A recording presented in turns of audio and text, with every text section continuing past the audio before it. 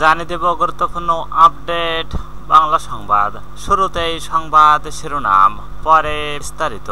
উত্তরায় বিমান বিধ্বস্ত, ডিএনএ টেস্টে 5 মরদেহের পরিচয় শনাক্ত। এরপর জানিয়ে দেব গোপালগঞ্জের ঘটনায় সাবেক বিচারপতির নেতৃত্বে তদন্ত কমিশন। আরও জানিয়ে দেব জমি সংক্রান্ত বিরোধে দুপক্ষের সংঘর্ষ, নিহত 3। এরপর যা থাকছে, অবৈধভাবে শত শত মুসলিমকে বাংলাদেশে পুশিন করছে ভারত। সর্বশেষ জানিয়ে দেব 4 বিভাগে অতি ভারী বৃষ্টির পূর্বাভাস। এতক্ষণ শুনছিলেন সংবাদ শিরোনাম, এবার বিস্তারিত। তার আগে অনুরোধ থাকবে আজকের এই ভিডিও সম্পর্কে আপনার মূল্যবান মতামত। ভিডিওটি ভালো লাগলে লাইক, কমেন্ট ও শেয়ার করে সবাইকে দেখার সুযোগ করে দিন। উত্তরায় বিমান বিধ্বস্ত, ডিএনএ টেস্টে 5 মরদেহের পরিচয় শনাক্ত। রাজধানীর উত্তরায় মাইলস্টোন স্কুল অ্যান্ড কলেজে বিমান বিধ্বস্তের ঘটনায় পড়ে অঙ্গার হয়ে যাওয়ায় 5 মরদেহের পরিচয় ডিএনএ টেস্টের মাধ্যমে শনাক্ত করা হয়েছে। পুলিশের অপরাধ তদন্ত বিভাগ সিআইডি ও এইসব মরদেহের বিপরীতে 11 জন দাবিদারের ডিএনএ নমুনা সংগ্রহ করেছিল। বৃহস্পতিবার সিআইডির বিশেষ পুলিশ সুপার মিডিয়া ও জসিমউদ্দিন খান এই তথ্য নিশ্চিত করেছে। শনাক্ত 5 জন হল ওকিয়া ফেরদৌস, নিধি, লামিয়া আক্তার, সোনিয়া, আফসানা আক্তার, প্রিয়া, রাইসা মনি ও মারিয়াম আফিয়া। পুলিশ সুপার জসিমউদ্দিন খানকে বলেন, মাইলস্টোন স্কুল অ্যান্ড কলেজে বিমান বিধ্বস্তের পরদিন 22 জুলাই ঢাকায় সিএমএইচ এর রক্ষিত অনাসক্ত মরদেহ এবং দেহাংশ থেকে মোট 11টি ডিএনএ নমুনা সংগ্রহ করেন সিআইডির ডিএনএ ল্যাবের সদস্যরা। এই নমুনাগুলো বিশ্লেষণ করেন। মোট 5 জন নারীর ও ডিএনএ প্রোফাইল পাওয়া যায়। সংগৃহীত নমুনা থেকে প্রস্তুত প্রোফাইল ও ঘটনার পর থেকে 23 জুলাই পর্যন্ত 5টি পরিবারের মোট 11 জন সদস্যর প্রোফাইল বিশ্লেষণ করে 5টি মরদেহের পরিচয় নিশ্চিত গেছে। গোপালগঞ্জের ঘটনায় সাবেক বিচারপতির নেতৃত্বে তদন্ত কমিশন।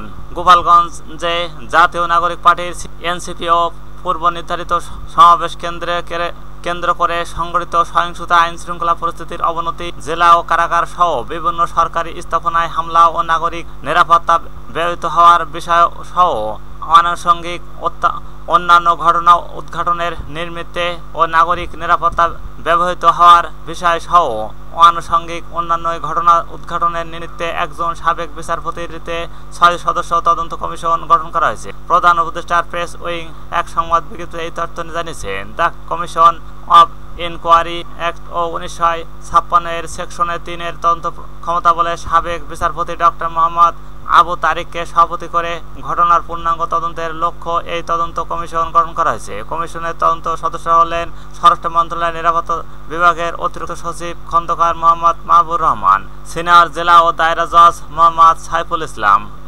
পদাতিক ও ব্রিগেডিয়ার জেনারেল শাহিদুর রহমান ওসমানী, কেন্দ্রীয় পুলিশ হাসপাতালের পরিচালক, অতিরিক্ত পুলিশ মহাপরিদর্শক ও সর্দার নুরুল আমিন এবং ঢাকা বিশ্ববিদ্যালয়ের শান্তি ও সংঘর্ষ অধ্যয়ন বিভাগের চেয়ারম্যান ডক্টর সাজ্জাদ।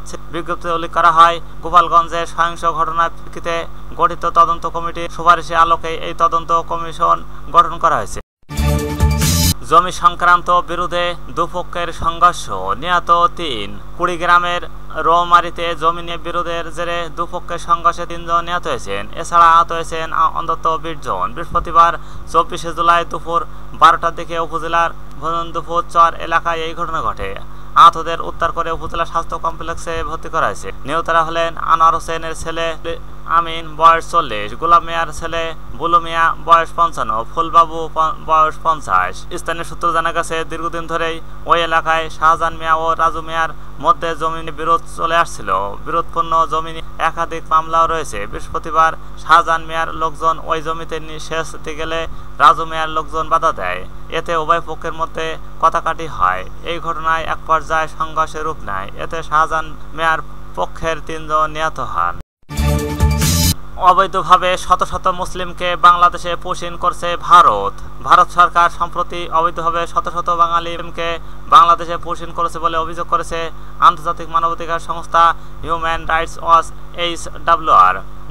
সংস্থাটির দাবি, এইসব মানুষকে অবৈধ অনুপ্রবেশকারী বলে চিহ্নিত করে যথাযথ আইনগত প্রক্রিয়া অনুসরণ না করে বাংলাদেশে পাঠানো হয়েছে। নিউ ইয়র্ক এই সংস্থার বুধবার প্রকাশিত এক প্রতিবেদনে বলা হয়েছে, জোরপূর্বক পুষিনকৃত এইসব বাঙালি মুসলিমদের অনেকে বাংলাদেশ সীমান্তবর্তী ভারতের রাজ্যগুলোর নাগরিক। 2025 সালে মে মাস থেকে ভারতীয় জনতা পার্টি পরিচালিত কেন্দ্রীয় সরকার এই বিতাড়ন প্রক্রিয়া আরও জোরদার করেছে। হিউম্যান রাইটস ওয়াচ বলছে, ভারতের শাসক দল নির্বাচন বাঙালি মুসলিমদের দেশ থেকে বের করে দিয়ে বৈষম্য আগুনে ঘি ঢালছে। এমনকি যারা প্রকৃত ভারতীয় নাগরিক তারাও বাদ পড়ছেন না।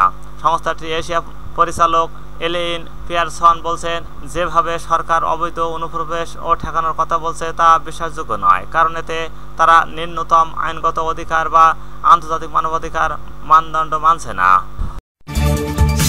4 বিভাগে অতি ভারী বৃষ্টির পূর্বাভাস। বঙ্গোপসাগরে লঘুচাপের ফলে আগামী 72 ঘন্টায় দেশে 4 বিভাগে ভারী থেকে অতি ভারী বৃষ্টি হতে পারে বলে জানিয়েছেন আবহাওয়া অধিদপ্তর। এইসব বিভাগে অস্থায়ী জলাবদ্ধতা তৈরি হতে পারে। এদিকে অতি ভারী বৃষ্টির ফলে 5 জেলায় ভূমিধসেরও আশঙ্কা রয়েছে। অতি ভারী বর্ষণের কারণে চট্টগ্রাম, রাঙ্গামাটি, খাগড়াছড়ি, বান্দরবান, কক্সবাজার জেলার পাহাড়ি এলাকায় কোথাও কোথাও ভূমিধসের ঝুঁকি রয়েছে। সেই সঙ্গে ভারী বর্ষণের কারণে খুলনা, বরিশাল, চট্টগ্রাম মহানগরীর কোথাও কোথাও অস্থায়ী জলাবদ্ধতা তৈরি হতে পারে।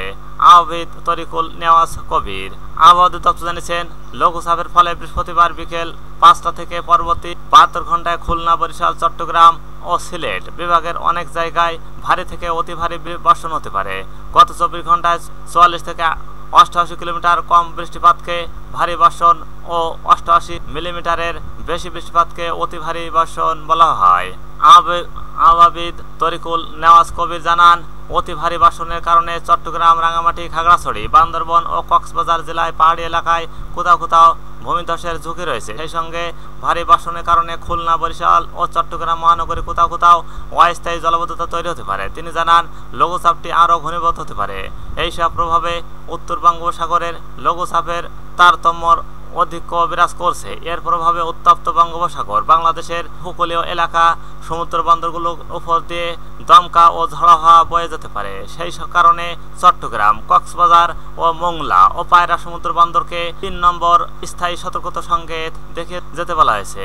এর প্রভাবে বঙ্গোপসাগরের বাংলাদেশের উপকূলীয় এলাকা, সমুদ্র বন্দরগুলোকে উপর দিয়ে দমকা বা ঝড়ো হাওয়া বয়ে যেতে পারে। সেই কারণে চট্টগ্রাম, কক্সবাজার, মোংলা ও পায়রা সমুদ্র বন্দরকে 3 নম্বর স্থানীয় সতর্ক সংকেত দিতে বলা হয়েছে। সতর্কতা বার্তায় বলা হয়েছে, উত্তর বঙ্গোপসাগর তৎসংলগ্ন এলাকায় একটি লঘুচাপ সৃষ্টি হয়েছে। এর প্রভাবে বৃহস্পতিবার বিকাল 5টা থেকে পরবর্তী 72 ঘন্টায় খুলনা, বরিশাল, চট্টগ্রাম ও সিলেট বিভাগের অনেক জায়গায় ভারী 44 থেকে 88 কিলোমিটার 24 ঘন্টায় থেকে অতি ভারী 88 কিলোমিটার 24 ঘন্টায় বর্ষণ হতে পারে। এতে আরও বলা হয়েছে, অতি ভারী বর্ষণের কারণে চট্টগ্রাম, রাঙ্গামাটি, খাগড়াছড়ি, বান্দরবান ও কক্সবাজার জেলাসমূহের পাহাড়ি এলাকায় কোথাও কোথাও ভূমিধসের আশঙ্কা রয়েছে। সেই সঙ্গে ভারী বর্ষণজনিত কারণে খুলনা, বরিশাল ও চট্টগ্রাম মহানগরীর কোথাও কোথাও অস্থায়ীভাবে জলাবদ্ধতা তৈরি হতে পারে।